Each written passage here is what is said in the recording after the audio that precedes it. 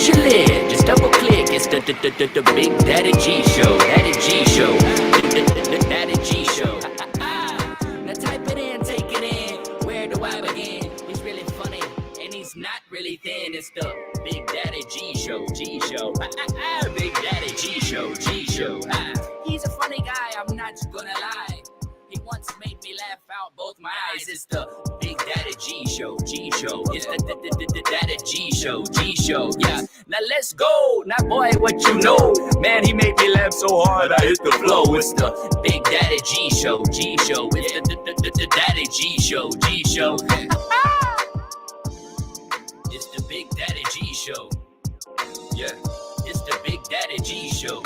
Yeah, now what you know? It's the Big Daddy G Show. It's the Big Daddy G Show. It's the Big Daddy G Show. He make you laugh so hard you hit the floor. What it is, it's the Big Daddy G Show. If you get the big one, yeah. There we go. Hello, are we live? Yes, we are. I think we are. I think we are too. Remember, no outfit is complete unless it has pet hair on it. Some lady told me that one day. I thought that was pretty funny. I'm gonna tell my son that. I want to just do a little intro to let you guys know some of the stuff that's been going on the planet, in my world anyway. What you're seeing here is Dia de los Muertos. We're going to tell you guys, in case you're curious, as to what it is, why it is, when it became, and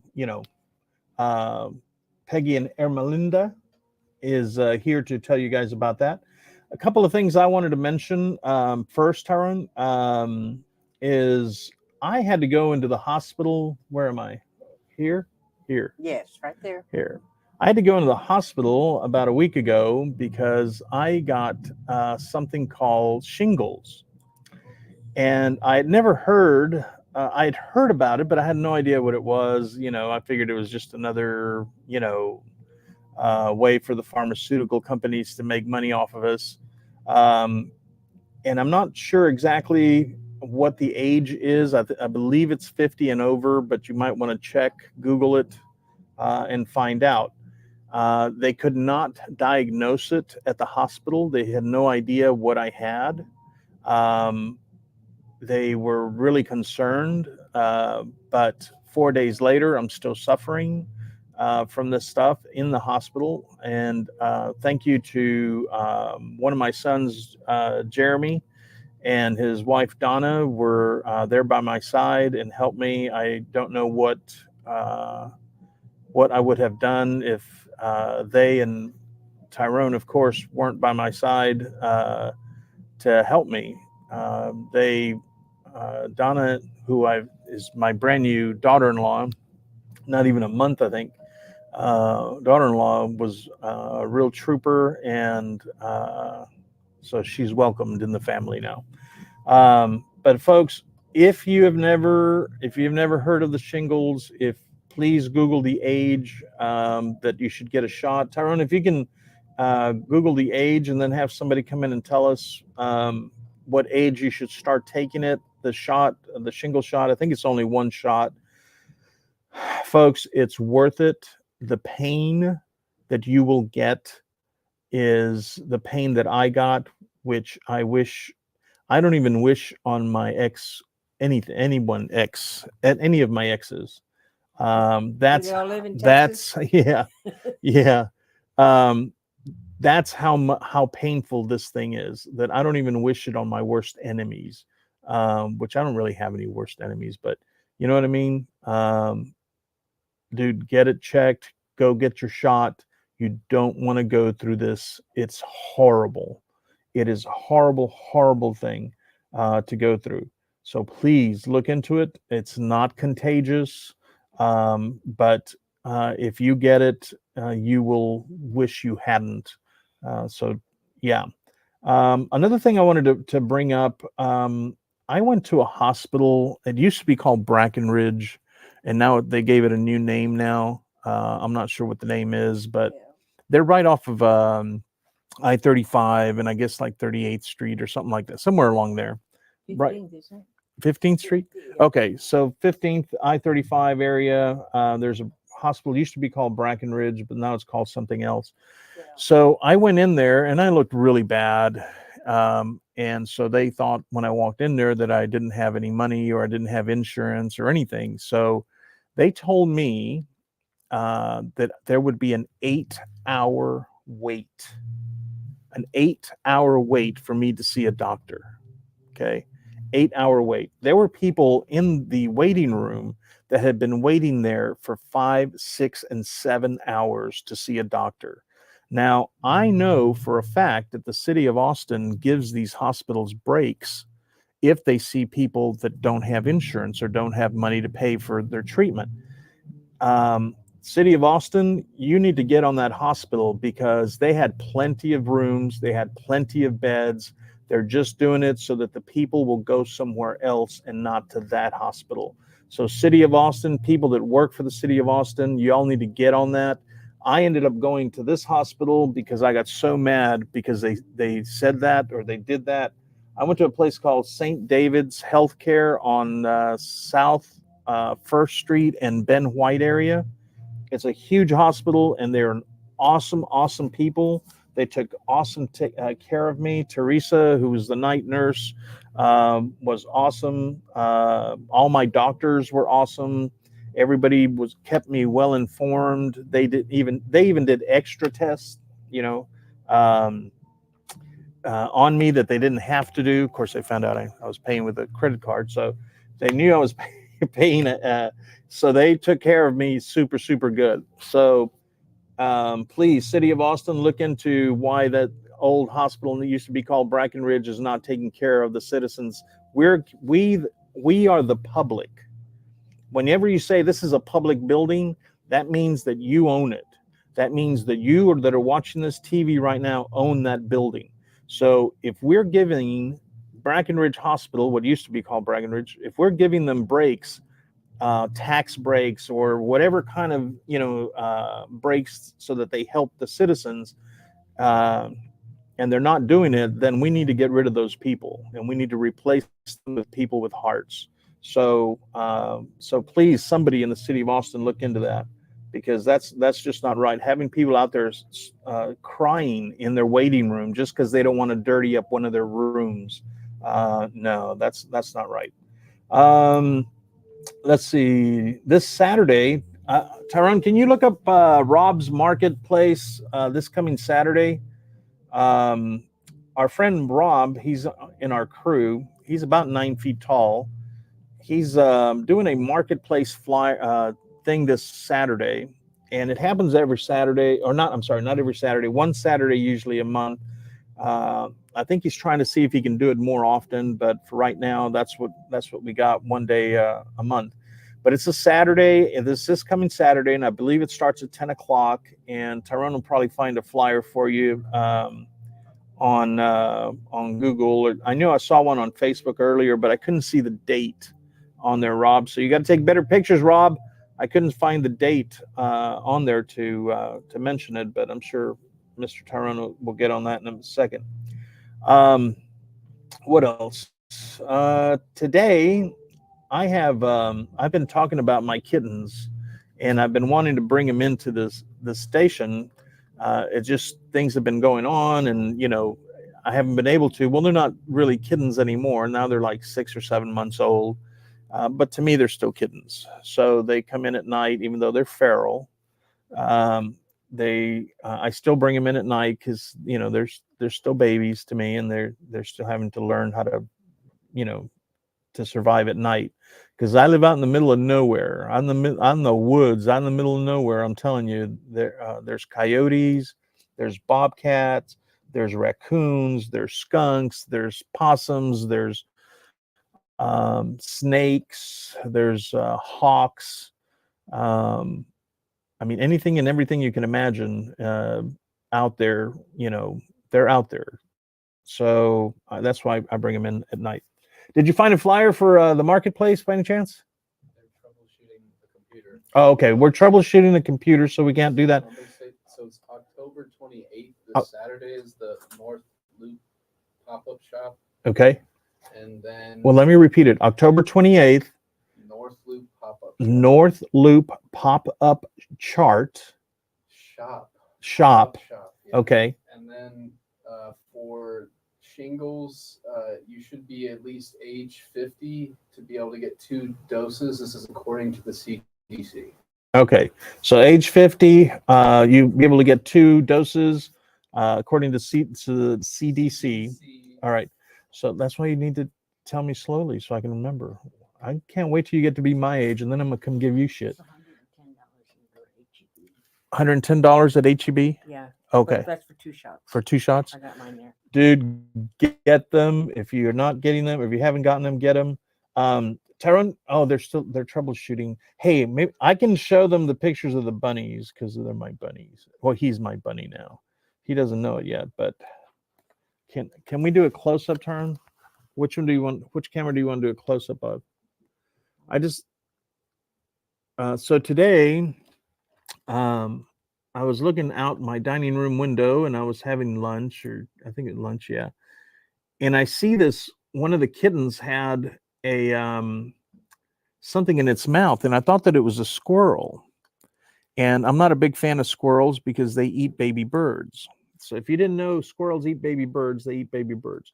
So anyway, this is in a barn. I put the bunny in a barn. It's teeny tiny. It's about the size of my hand. And it was just terrified. And the one of the kittens was carrying it, then the other kitten carried it, and they were trying to kill it. And but I got the kitten to drop it, and as soon as the kitten dropped it, it took off running. The bunny did. So I figured it's still got some kick to it. So I kept the kitten occupied, and then the other kitten saw it take off running, so it took off after him. So then I went to get that one. So anyway, the bunny is safe. I put triple antibiotic on some spots that they had started pulling its fur out. So I put some triple antibiotic on it, and I gave him some water and some of my garden salad. Yes, Donna, I gave the bunny some of my garden salad. That's my daughter-in-law, is always making me what? Peggy. Yeah. Yeah. Well, thank you. I didn't know they were here. Anyway, so Donna, yes, I am eating my garden salad. That's my daughter-in-law. Yes. I am eating salads, except that the bunny needed some lettuce. So I told her that I was the next pet that it's not a pet, but the next pet that I caught I would name it after her. So that was Donna. So Donna, meet Donna. Dun, Big Daddy G. And just the cutest little bunny. And it was so afraid, because of the cats, but I was able to pick them up. And he didn't, or she didn't run away, try to run away or anything, because I guess she's so terrified, and it was just a moment that, God gave me. So, and God is good, and God is watching, Tyrone. Anyway, so please look up Rob's marketplace thing. We'll get you a thing about, or a flyer, as soon as they figure out what's wrong with the computer, and we'll go from there. So now, if you'll notice on the desk and along here, we have a few things that aren't normally here. I want to introduce you to my friend for 100 years, Peggy. I love Peggy. And Ermelinda Samaripa. Yes, Ermelinda Samaripa is here, and she's a friend of yours? Absolutely. We've known each other. We're both native Austinites. Nice. So we've known each other forever. Nice. And let's see, I got a little clipboard here. And who is Carmen Vasquez? Carmen Villasana, she's my grandmother right here. Okay. And she's buried at Oakwood Cemetery. Oh, I believe the that's right. annex, but I haven't quite seen the exact plot, but I'm looking forward to it. Well, there is a way to find that plot I know. because There's somebody made a record of it a long Yeah. time ago. Yeah, I met a lady by the name of Caitlin, Uh-huh. and she had a book, and it's kind of blue colored. Mhm. And I didn't have enough time to talk with her, but Yeah. that is supposedly the information of who's where in which plot, as well as they can identify, because there's so many people, and it's been so many years that people have been placed and buried there at the Oakwood and Annex Yeah. Cemetery. So Yeah. the interesting thing about the annex for Oakwood Cemetery, it's the city's oldest historical cemetery, and it was a place where notables are buried, and somebody passing by that Austin was their last day on earth. Yeah. And no one knew who they were, so you all also were buried in the Oakwood Cemetery. So it has a lot of individuals there. So there are two sections: the original section, and then if one crosses Comal Street, Mhm. then you have the annex. Yeah. And a lot of Blacks and Mexican Americans were buried in the annex because it was a different time. Yeah. And it was very segregated. And so also with Mexican American names, sometimes the records are incomplete or they're wrong because the names perhaps were spelled phonetically by the person that was taking the information. Yeah. So, for instance, another individual that is on our committee has a relative, and their last name is Vidal, which is V as in Victor, Idal, Mhm. but it's listed as Bedal, Bedal. So there are lots of inconsistencies. So the book that lists where all the names are at, a lot of them are incorrect, especially if with Mexican American names that are there. My grandfather, who died when Mom was here we go. This gentleman over here, who died when my mother was 5. Yeah.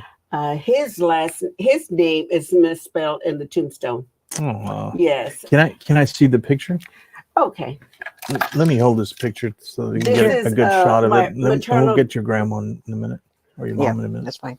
This is your dad? My Or- maternal grandfather. Your maternal I grandfather. never knew him because the little girl standing next to him is Mom.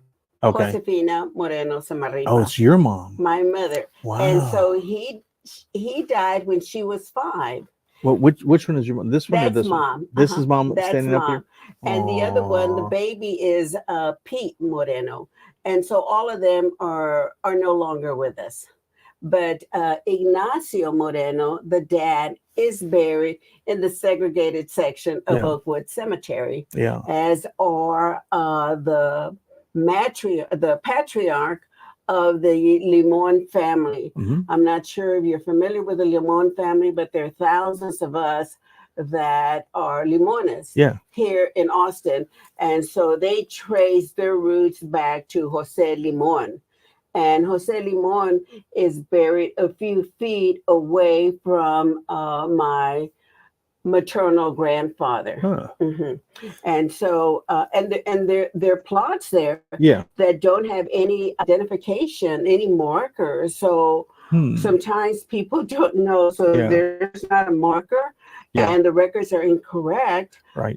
What do you do? So I know that the staff at Oakwood, Jennifer Chenowitz, and others are working to identify who's buried there, where the families are, and encourage them to come. Because when I first spoke to Peggy about Oakwood, the first thing that she said was, "My grandmother's buried there, but we don't know where." And so people have that response that I've spoken to. Another individual that's serving on our committee, who is also Limon, but her name is Carmen Herrera Estrada. Her grandfather, Albert Herrera, is buried at Oakwood in the annex, but they don't know exactly where it's at. But hopefully in the next few days, we're going to nail that information down so that if there is not an identifiable a marker there, a tombstone, the families can get together and buy one, or work with the cemetery to determine exactly where it might be, especially if the records are incomplete, or wrong. So tell me this man's name. Ignacio Moreno. Ignacio. Tyrone, can you do a close up here of Ignacio? I want to make sure I hold him straight. Yeah. So he is Ignacio Moreno, and he died in his early 30s. Wow. Yes. Do you have any idea what he passed? Well, we think that it may have been pneumonia, or the flu, and at that time that was going around in Austin. And so he died very young, leaving a very devastated little girl, because they had a really special bond, my mom and her dad, and they would. And this was your mom, my mother. And what was her name? Josefina. And who is this? That's her younger brother at that time, her baby brother, Pete Moreno. Okay. Pete. So there's Pete, and all these people have already passed on. They've all passed. Okay. All right. So you said something that was kind of, you said, yeah, they're not with us anymore. Yeah, they're still with us. They're just physically not here with us. Physically, they're not here. But we celebrate Dia de los Muertos. It's All Souls Day. Thank you, Peggy. And November 2nd. Yes, Dia de los Muertos. Yes, it is. To remember to reunite those souls. With us here, even though I didn't know him. My mother spoke so fondly of him. Just he was a loving father. And a good husband. He used to read to my grandmother at night when everything was quiet. He would read the newspaper to her in Spanish. So anyhow, I think about that, and it's sort of a very touching, intimate, loving moment to think about him reading to my grandmother, my mother's mother, who I suspect might have been illiterate, but my grandfather was not. Well, I am illiterate after a few drinks, so I don't. So who is this? This is my mother. But before we get into some of the pictures, Emerlinda make note of a newspaper. This is La Prensa's newspaper, La Prensa newspaper. It's the August 12th issue, October 12th issue. And in here, especially the front page, you have the actual story about the event that we're here to talk about today, about the Alma and Corazon Oakwood Cemetery and Annex. And this here is in English, part of it English and part of Spanish. It's still out in the streets, as you might say, in different locations and businesses. So I think it's a good opportunity for you to get a hold of this and kind of read, because it has some really meaningful meanings in there about exactly what the Oakwood Cemetery, what was it like? And then as you can see there's also on Facebook, there's quite a big notifications. We're hoping to get a big crowd out for this event, because we're really proud of it, just because it's part of our culture. And as Big Daddy G mentioned, some of the displays we have here, we kind of overflow. One of the things that you're going to have at this event are called ofrendas, altars. And these altars, as you can see, it symbolizes the culture, our food that we like, the different tamales, pan dulce, cocoa, chocolate here, a bunch of skeletons, what it all means. And it's all about, some people say it's scary. It's not about that. It's about the spiritual world. It's about setting up altars, ofrendas, and putting into your altar what these people that have passed, what they mean to us. Like my mother, he has her picture here. My mother and father were had the tamale house, and they had tamale house business. So here I have tamales.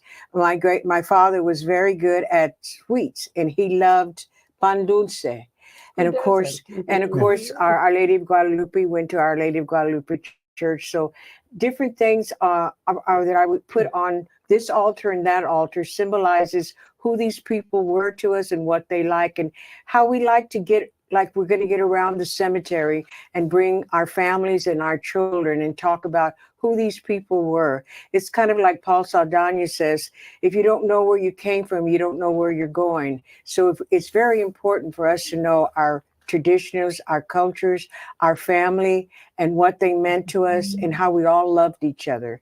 He has a picture here. I brought a picture here of my mother. Her name is Carmen Villasana Vasquez, and my grandmother, this was her mother, Carmen Nunez Villasana. So I was really taken by my grandmother. I kind of think I look like her a little bit, but she's beautiful. Yeah. Look at her. So this is my mother, Carmen. This is here. She lived on East 7th Street, across the street from Joe's Bakery, and that was Grandma's house. Ooh. And we were raised there. And she had 5 children. Wow. So we were all raised there. And as I remember, my grandmother and grandfather were there, but my mother basically took care of the whole house, and she stayed a stay-at-home mom. And my daddy next door, he built a warehouse where he could do upholstery and sign painting. There's nice. a picture that we're talking about here. Yeah. There's a picture of my father, Moses Vasquez. All right. This one here? Yeah, that's my father. I brought this picture because one of the things my father just like loved Danny dearly. Kaye. He sang in the 40s, I believe. He took a tour with Beto Villa, and he went all over California and sang with Beto Villa. I have another picture where he's at the stand singing with Beto Villa. That's my father, Moses Vasquez. He's passed away also, and I had the. It was a great joy for me to take care of him the last 5 years of his life. And wherever I went, my father went. And so it was a really great joy. And I think it's really important that in our culture, we take care of our elderly people because they took care of us. We take care of them. Yeah. So that's my father there. And then the next picture there, since we're doing pictures, is my brother, Robert. He's also passed away. He also had a tamale house on Airport Boulevard, 51st Airport. Aww. And he was a real angel. He got married young, and that's where he's there in front of a Christmas tree. That was his favorite holiday. Nice. But he liked Jaguars, and he lent me his car one time, and it was a great ride. Yeah. And of course, he did a lot in his business, the tamale house, and he fathered some great women, my nieces, and I had the opportunity at 10 years old to babysit him. So I thought I was really doing a good job. So we miss him a lot. He's, God decided to take him, but How did he pass? He had heart problems. Oh, heart problems. Heart problems. Yeah. So, and he was unfortunately under hospice at the end of his life, but he stayed home and we visited him. Me, my father, and I. So that's the pictures I bought. I remember seeing him at the tamale house because that's not too far from where I live. Yes. And so we would go over there on the weekend and get some tamales. We could walk over there. We wanted to, but yes, it was very popular. Yeah. And he was often there. I remember seeing him. Yes. I have a sister that and then when he left us, then the place closed down, and so it was sorely missed for a number of years. Sure. Yeah. Yes. And speak about tamales. These tamales here are from, if you can zoom in, they're kind of Texas-sized tamales. And we're talking about, we'll talk about the event a little bit more, but these come from my sister's tamale house. She's at 1707 East 6th Street. So she was generous, and she may do some of the festivities because this event that we're having, as Ermelinda said, go ahead and show the flyer, Ermelinda, if you could. If you zoom in on the flyer, that way people can see the visual. So your sister has an actual tamale place where they make tamales and they sell tamales? Yeah, handmade tamales. Oh, wow. Yeah. Well, we got to give the address again. It's 1707 East 6th Street. 1707 East 6th Street. If you want real tamales. Handmade. The handmade tamales, don't get them made out of a machine because there's no love there. So if you want some really good tamales, go to her sister's. Do you know their phone number, their business phone number? 512-495-9504. There you go. I think, yeah. So, yeah. Yeah. And what are we holding this flyer up? Yeah, go what ahead. Is that? This flyer is one that my daughter created for us. So we are celebrating the lives of those family members that are buried in the Oakwood Annex. No. And so we titled that Celebrated Nuestra Familia, our family. Yeah. And so that celebration is going to be on Thursday, November the 2nd. That's also All Souls Day at 7 p.m. And the entrance to the annex is off of MLK and Oakwood, and their gates lead into it.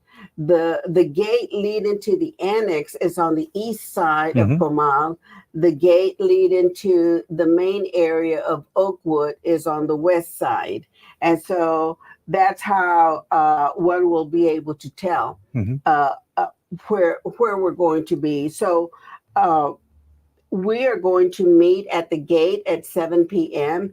and we're going to process to the back to the area that we're going to decorate, and where we'll also have an ofrenda or altar similar to this, but bigger, because there are other family members that we want to identify and have photographs of them there. And then we'll have food that they like, that were very special, that they didn't eat all the time. A lot of members of our family were poor, and they either were agricultural workers or they did very physical labor. And so there wasn't much pay in those jobs. But when there were celebrations, they would have tamales, they would have pan dulce, hot chocolate, and then roasted peanuts also are things that are traditionally offered during Dia de los Muertos, but primarily is anything that they would like.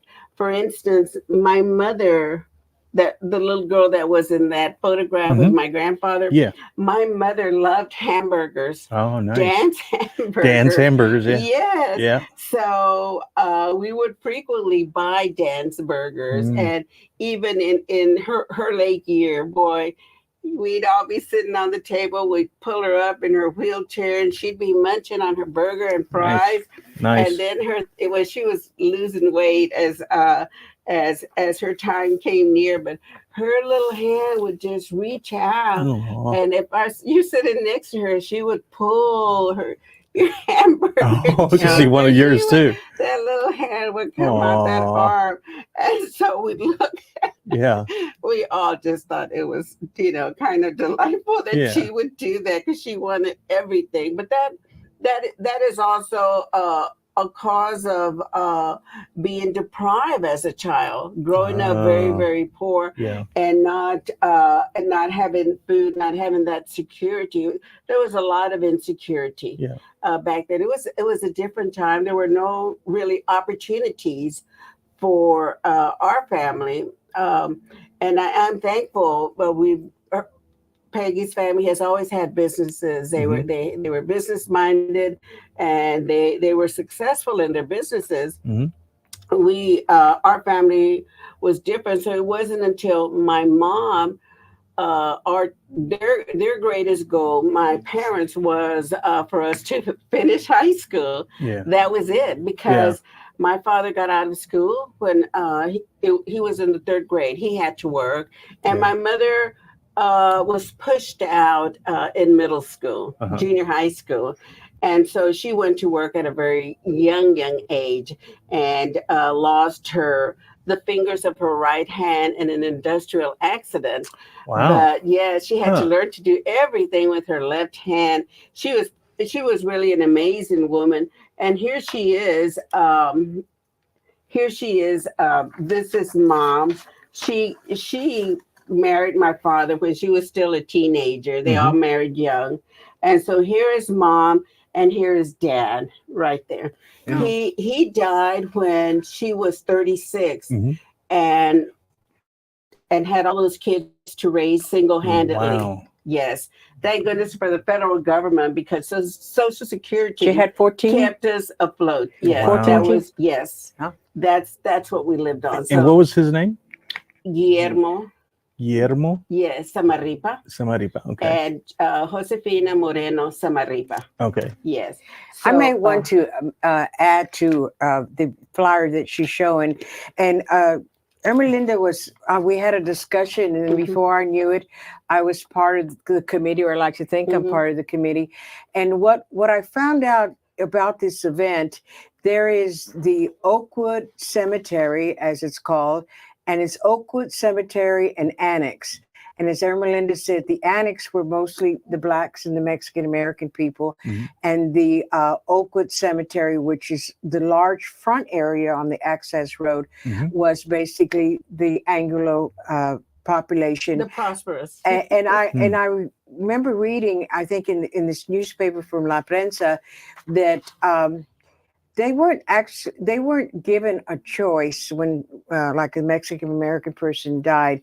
They weren't really given a choice. Do you want to be in the Oakwood Cemetery or an annex? They were just kind of like put there, you know. Okay, yeah. So there was there's some inequities, and there still is, and I understand the city officials or officers or the equity officers are kind of looking at this. And so you know, it's what happened a long time ago. And I think there's other stories of things that have happened a long time ago, because I remember my grandfather, the husband to Carmen Villasana, he lived at Republic Square, and it's next to City Hall. There was like a bakery there, and he made tortillas. It was Tony's Tortillas. That was his business.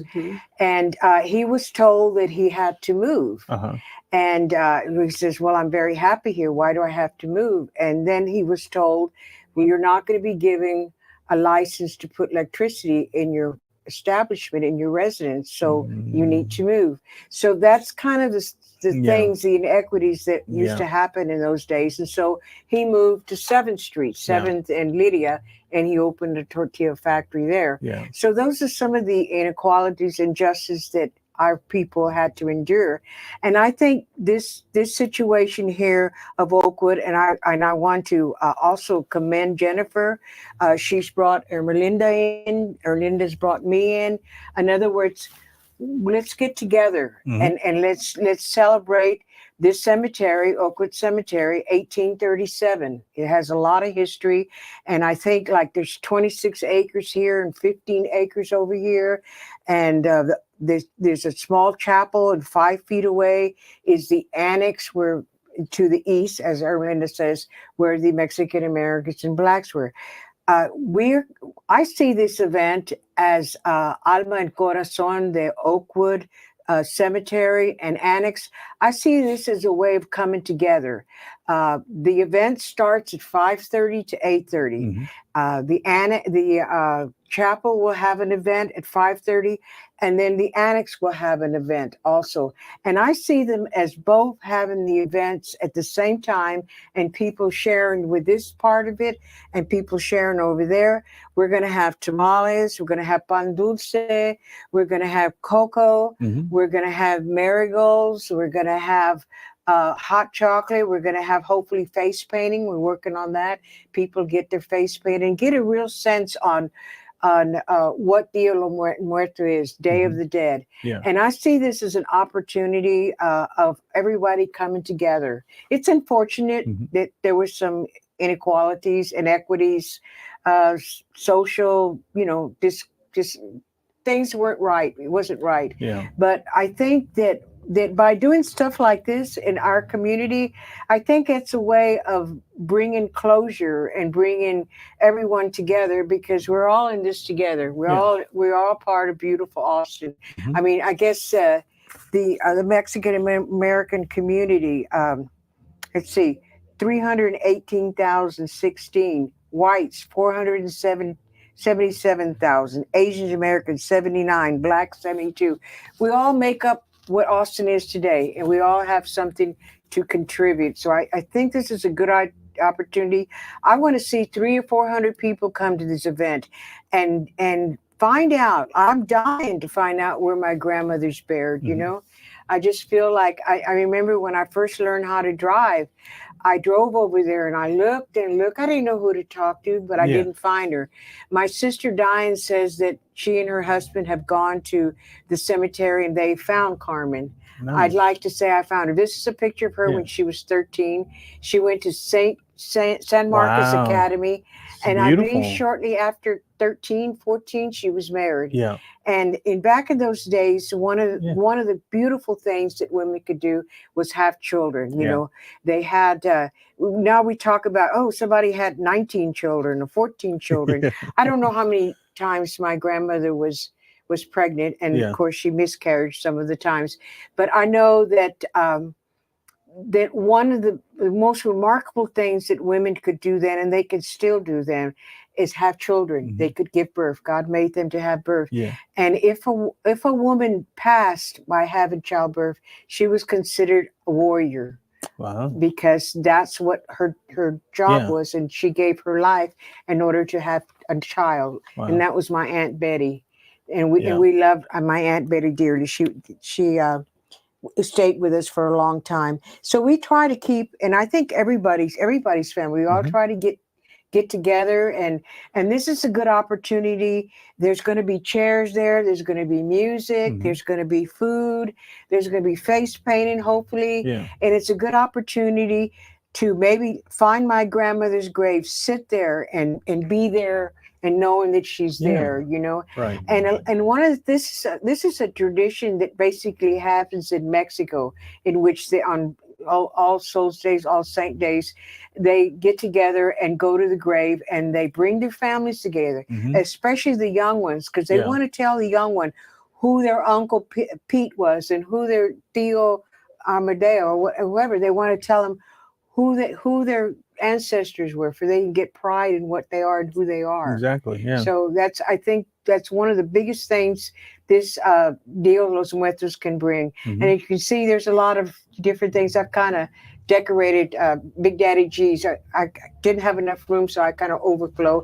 And I told him to wear this mask, but I don't think he wants to wear it. But that's right. And then this was a bottle of tequila, and it's empty. Yeah. And it's a Katrina. It's a Katrina. Yes. Yeah, I was fortunate a couple of weeks to go to the annual cool. Katrina ball. It was beautiful. Everybody's face painted, and it's just a beautiful event. Go ahead. Excuse me.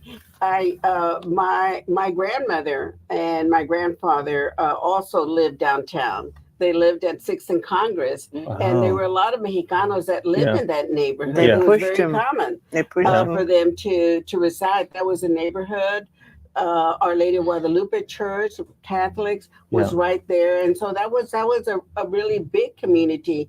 My grandfather would go to the Spanish language movies, but those were shown at midnight. So on the weekends, if there was a little bit of extra money, he would go to the midnight Spanish language movies, which were also at downtown. But then once the church moved, Our Lady of Guadalupe moved to 9th Street and Lydia, then a lot of the families followed suit and moved east, or they were persuaded in some way that that's where they needed to I think IH-35 had a lot to do with it, to tell the truth. Yeah, that was the 60s, dividing line. yeah. This is east and this is west, you know. But before it was I-35, it was a wide street, so it was called La Calle Ancha. And so I became interested in Dia de los Muertos when Mom died 2 years ago. I was just devastated. Yeah. I couldn't come to terms. I knew that she suffered a lot, and she didn't want to leave us, because even though one is older and your children are grown up, I mean, they still see us as children, the babies. And so we had to each of us individually several times had to whisper to Mom, "We're okay, Mom. We got our education just like you wanted us to. And I have a house. I have a nice house. I have money in the bank. I have a car. You know, my kids are doing good. You've done really good. If it's time to go, you can go." So we all told her that until she couldn't hold on anymore. And so she left. But of course, she left a lot of broken hearts. And so a friend of mine who is a Presbyterian minister suggested that I do an ofrenda. And I said, "Well, what's that?" And she said, "Oh, well, let me show you." So we went and things, and she helped me set up the ofrenda, and so that the first year that I had it, and I put it outside in my porch. I have a long L-shaped covered porch, and I put it there. But every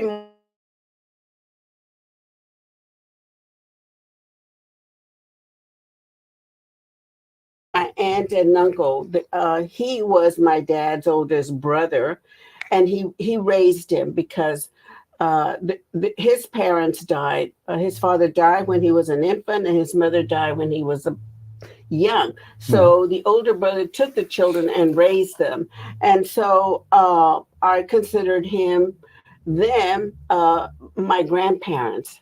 My mother's mother became ill, and she was not able to take care of them, but I do remember her. So I put the photographs with the ofrenda, with food similar, something that reminded me of them, and so and then, of course, a picture of my dog. I had a Dalmatian. I'm an animal lover, but good for you. I tend to go for dogs, and so I would hair. Head hair. Yeah. Right. And I would sit there first thing in the morning. I'd get my cup of coffee, and I would sit by the ofrenda, sometimes for 2 hours, just sitting there, just right next to it, and I felt over time that they were there with me, that they were comforting me. And it was a very beautiful feeling. As I said, I didn't grow up with this. This is new to me. So a woman I know was organizing a trip to Oaxaca for Dia de los Muertos, Day of the Dead. And she is on our committee, Marcia Lucas. And so we went last year to Oaxaca for Dia de los Muertos, just so that I could learn more about it. And it was so beautiful going to some of the country cemeteries and to see families there. They would just gather. They had so many beautiful, beautiful flower-laden tombstones, burial plots, and the family would be around there just like they're getting together for a Thanksgiving meal or getting together and watching TV. They would be sitting there, and they would stay there all night. And the flowers, all kinds of flowers, but primarily marigolds. If I could add something to this conversation, is that this event is being put on by the Mexican Culture Center. As we all know, the Mexican Culture Center is closed right now because it's under construction and building another phase of the center, the Cultural Center. So this is one of the activities the Mexican Culture is having or sponsoring this one. And then on November the 4th, I believe they have an event at the Pan Am on 2nd Street. So they're having some more festivities because this is a time of festivities. So this is really being co-sponsored by the Mexican Culture Center, my dear friend Olivia, and then she has let Jennifer and Caitlin, who operate the Oakwood Cemetery and Annex, display this. I like Ermelinda to go ahead and give the information on the event coming up. That way people can have it, or people that have just tuned in with us. Actually, there are two events happening. The Mexican American Cultural Center is having their event and their ofrenda inside the chapel.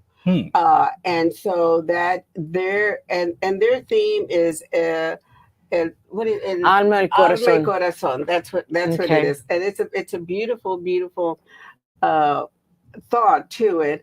And it's all within the same time of 5:30 to 8:30. It's at 1601 Navasota or Comal, and whatever, if you want to go to the east or to the west, I guess you say. But as I say, they're only 5 feet away, so it's all encompassed.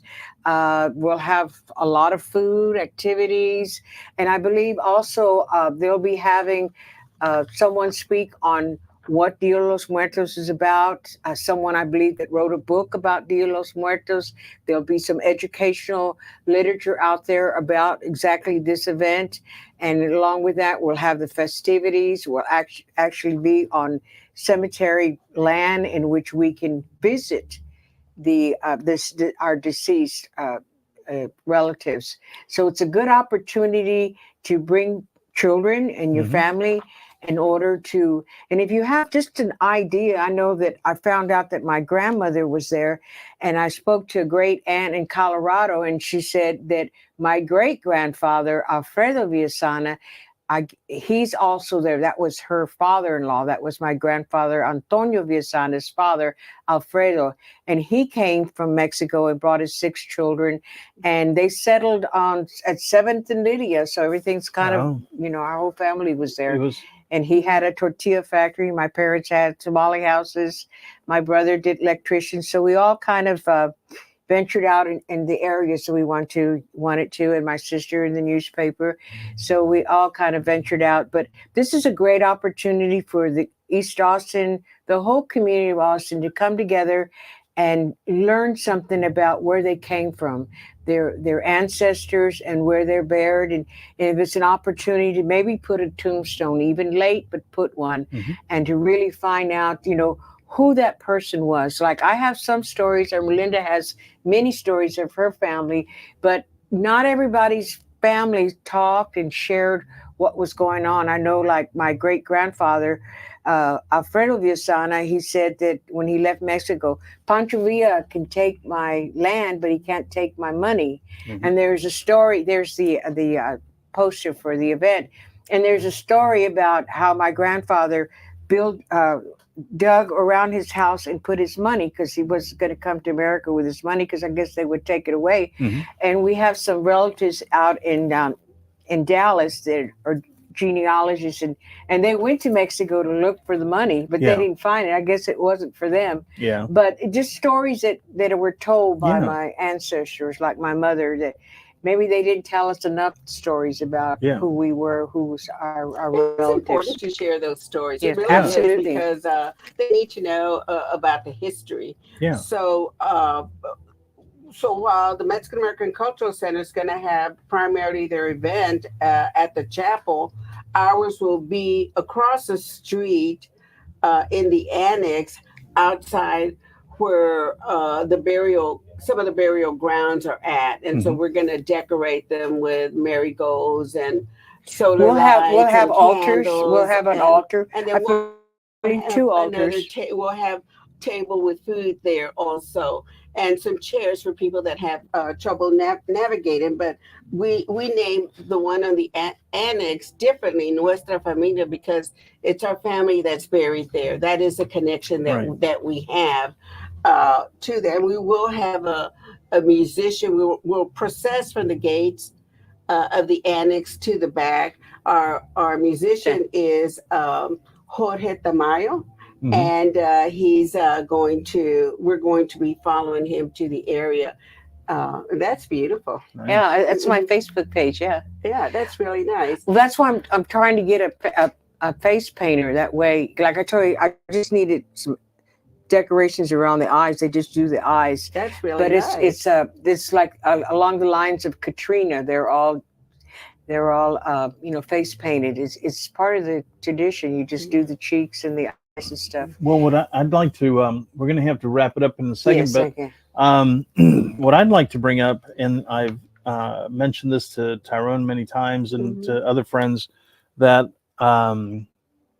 we as grown-ups should make a video, and we should talk about, basically what we're doing here, and what you guys just mentioned, that we should say, because in 50 years, none of us will be here. Nope. Okay. Probably not. And if we don't, like you said, if we don't leave them stories as to what happened, it's going to go away. It's going to be forgotten, but the Davy Crockett's, they're not going to be forgotten. And even the racist in wheelchairs, they're not going to be forgotten, but we can't let our history be forgotten. So since we only have a few minutes, I'll give you guys a couple of minutes to think about something you want to say. What I would like to say to my grandkids, I don't have any yet, but as far as I know, my grandkids, my great grandkids, my great all of y'all, dude, I had a great time. Don't get married just because she got pregnant. I'll tell you that. Don't get married. It's no, because either way you're gonna pay. And I've told all my friends the story. Either way you're gonna pay. You stay with her, be miserable, you're gonna pay. You leave her, you pay child support, you're still gonna pay, but you'll have your sanity. Just be careful. So yeah, Daddy G. Yeah, exactly. So I had a great time on this planet, and I hope that you guys have are having a great time. And this too shall pass. Whatever it is that you're going through, this too shall pass, and it's all going to work out, man. It's all going to work out. So having said that, I do want to finish up with one little thing after you guys are done. What would you like to say to your family that you wanted them to know about you? Well, first I want to say you have a beautiful altar, a beautiful friend. We don't think we could have made it more beautiful than this. Well, it's beautiful. I want to congratulate you about that. And I would basically want to say what my mother used to tell me. You can have anything that you want. Just put your mind to it and work at it. And then she used to tell me, you want some money? There's the door. Go outside and go find some money. Go make some money. And I go, okay, Mom. Or when she told me that I needed to get a job, you know, I was going to the cleaners and I said, I need some money for the cleaning. She goes, I think you need a job. And I said, well, okay, I'll go find a job. So just listen to your parents. Hopefully they're still with you. They're the ones that really have you in their best interest, and they can give you the best advice. Be honest. My grandfather used to say, never tell a lie. And if you never tell a lie, you never have to make up stories because it's the truth. Yeah. Just simple stuff like that. You want something, work for it. Just and believe in yourself most of all. Yeah. Believe that you can do it, and you can do it. Exactly. So just stuff like that. What would you like to tell your family to remember you about you? I have a tendency not to really talk about me, but I can say that that they should know that their grandparents, my dad Guillermo Samarripa and my mother Josefina Moreno Samarripa, were just hardworking, honest, simple Mexicanos that did the best that they could in this world. They work hard, they put their head down, and they treated people honestly. They raised us. They were very honorable people, and I'm just glad that I was lucky enough to have them as my parents, because once Dad died, it would have been, my mother was still very young and attractive. Things could have been different, but she had a responsibility and a commitment that she had made, and that was to raise us and to educate us. And she did every one of us. Out of those 14 children, coming from two people that had very limited opportunity in education. So we have 8 of us that graduated from college. So you've got a minute, huh? 2 of them that went to that law school, and several of them that have opened their businesses. So we have followed that from our parents. Thank you so much. You're welcome. For having me. You're I welcome. just didn't know it's 58 is are you off at 58 or we're 9 on o'clock? We're on till we want to be on, till we don't want to be on anymore, but we try to keep it at an hour, so really? people, I didn't know that. Oh, we can talk some more, right? No, I thought you were at 9 o'clock, right? Well, that's through the station, but we also we're on Facebook, YouTube, Instagram. We have a bunch of different. We don't do editing. What you see is what you get. Okay. So, I see. but I want to thank you guys for absolutely. coming and Thank you. and sharing with us all of this, especially the pan dulce, which is my Absolutely. which is I my thought- favorite. I'm not going home with Um, any. So I wanted to read this to you guys. Okay. We've got maybe 30 seconds or so Yeah. to go, but this is something I just read yesterday, the day before yesterday. It says, let me take a sip here. It says, years ago, anthropologist Margaret Mead was asked by a student what she considered to be the first sign of civilization in a culture. The student expected Mead to talk about fish hooks and clay pots or grinding stones. But no, Mead said that the first sign of civilization in an ancient culture was a femur bone, which is your thigh bone, that had been broken and then healed. Now, Mead explained that in the animal kingdom, if you break your leg, you die, because you cannot run from danger and you get to the river for a drink or hunt for food. You are meat for the prowling beasts. No animal survives a broken leg long enough for the bone to heal, was the point that she was trying to make. She said, a broken femur that has been healed is evidence that someone has taken the time to stay with that one who fell, has bound up the wound, has carried the person to safety, and has tended the person through recovery. Helping someone else through a difficult time is where civilization starts. That's right. That's beautiful. Thank you so much. Thank you. I Wow. like that. Thank you, kids. We'll see you next week. Happy Dia de los Bye-bye. Muertos, November 2nd. We love you guys. Thank you for coming. Yeah. Bye-bye. Bye. Hey. Peace. Wow.